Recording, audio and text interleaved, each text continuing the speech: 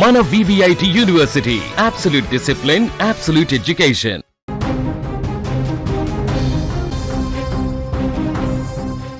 అల్లూరి సీతారామరాజు జిల్లాలో ఘోర కలకలం రేగింది. భరోసా పార్టీ వ్యవస్థాపకుడు పాస్టర్ అభినయ్ దర్శన్ పై గుర్తు తెలియని దుండగులు అత్యంత దారుణంగా దాడికి తెగబడ్డారు. గిరిజన ప్రాంతాల్లో పర్యటిస్తున్న నాయకుడిని టార్గెట్ చేస్తూ గుర్తు తెలియని వ్యక్తులు అటాక్ చేశారు. కారును అడ్డుకొని మత ప్రచారం చేస్తున్నారంటూ అడ్డగోలుగా నిందలు వేస్తూ కర్రలు, పదునైన ఆయుధాలతో ఒక్కసారిగా విరుచుకుపడ్డారు. ఈ కిరాతక దాడిలో అభినయ్ దర్శన్ తీవ్రంగా గాయపడి ప్రస్తుతం ఆసుపత్రిలో ప్రాణాలతో కొట్టుమిట్టాడుతున్నారు. ఈ ఘటన గూడెం కొత్త వీధి మండలం మొండిగెడ్డ పంచాయతీ పరిధిలోని నీరుతోటపాలెం గ్రామం వద్ద చోటు చేసుకుంది. గత 15 రోజులుగా భరోసా పార్టీ తరపున అభినయ్ దర్శన్ తన అనుచరులతో కలిసి ఈ ప్రాంతంలో పర్యటిస్తున్నారు. స్థానిక గిరిజనుల సమస్యలను తెలుసుకుంటూ అరకు పార్లమెంటు పరిధిలో పార్టీని బలోపేతం చేసేందుకు ప్రచారం నిర్వహిస్తున్నారు.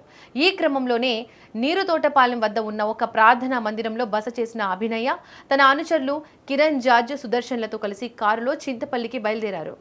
అయితే ముందే పక్కా ప్లాన్తో వేచి ఉన్న 6 గుర్తు తెలియని దుండగులు ముసుగులు ధరించి ఒక్కసారిగా కారును అడ్డుకున్నారు. పొలిటికల్ పార్టీ పేరుతో మత ప్రచారం చేస్తున్నారంటూ నానా హంగామా సృష్టించారు. కారు అద్దాలను ధ్వంసం చేస్తూ లోపల ఉన్న వారిపై అటాక్ చేశారు. ఈ పెనుదాడిలో కిరణ్, జార్జ్, సుదర్శన్లు అదృష్టవశాత్తు చిన్నపాటి గాయాలతో బయటపడినప్పటికీ అభినయ దర్శన్ను మాత్రం దుండగులు అత్యంత క్రూరంగా గాయపరిచారు.